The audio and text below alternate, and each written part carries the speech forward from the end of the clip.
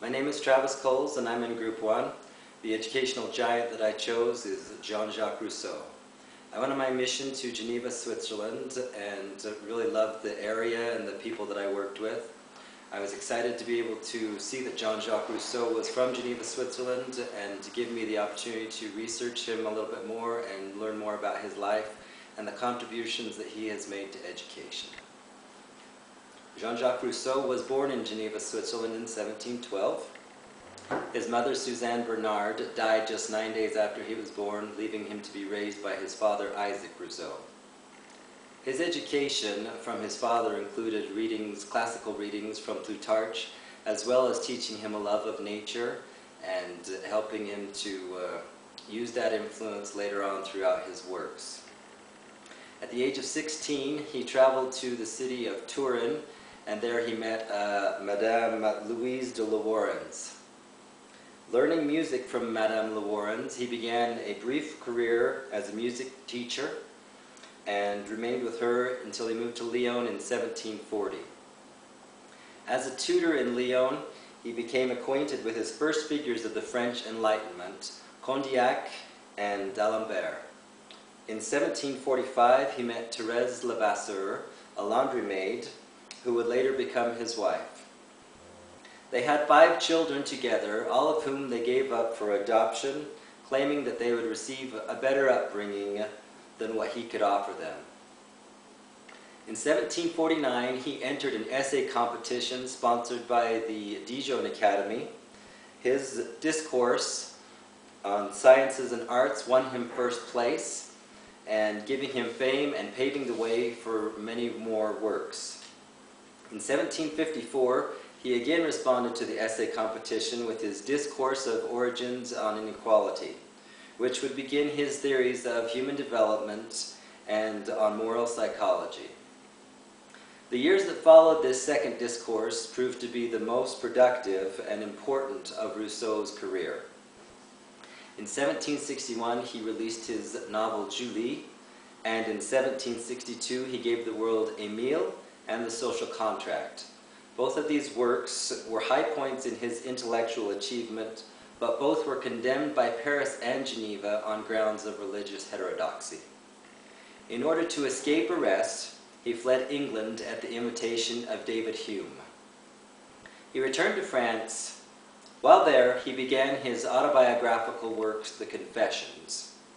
He returned to France in 1767, where he finished his autobiographical works and developed an interest in botany.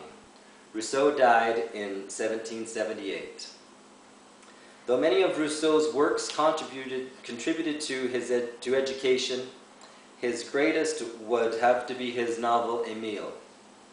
In Émile, Rousseau drew on thinkers that had preceded him. For example, John Locke on teaching, but he was able to pull together strands in a coherent and comprehensive system. By using the medium of a novel, he was able to dramatize his ideas and reach a very wide audience. This novel deals with a boy and takes us through the stages of his tuition from infancy to early adulthood. This novel is broken up into 5 books, each of which is dealing with a different stage in life. And the first 2 stages deal primarily with the senses, and it is not until Émile is 12 that the tutor begins to develop his mind.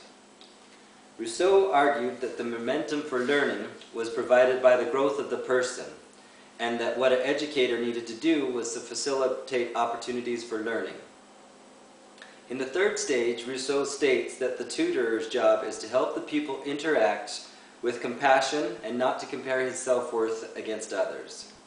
The final period of education involves the tutor changing from the manipulator of the child's environment to the young adult's trusted advisor. The young and autonomous adult finds a spouse who can be another source of secure, non-competitive recognition. Other contributions of Rousseau from his writings include some of the following examples. He believed that people develop through different stages and that it would be appropriate to have different forms of education for each. Every mind has its own form, and as a result, each education should be individualized. People must be encouraged to reason their way through their own conclusions. They should not rely on the authority of the teacher. Thus, instead of being taught other people's ideas, Emile is encouraged to draw on conclusions from his own experience. What we know today as discovery learning. Just one example Rousseau gives of Emile is breaking a window only to find that he gets cold if it's left unrepaired. These are just a few examples of the contributions that Jean-Jacques Rousseau has made to education, as well as his influence on future educators. Rousseau's works were probably more criticized than praised, but his influence is still seen directly in education today. In modern philosophy, for example, it is possible to detect Rousseau as a source of inspiration for liberal theories, communitarian ideas, and civic republicanism, and theories of deliberative participatory democracy.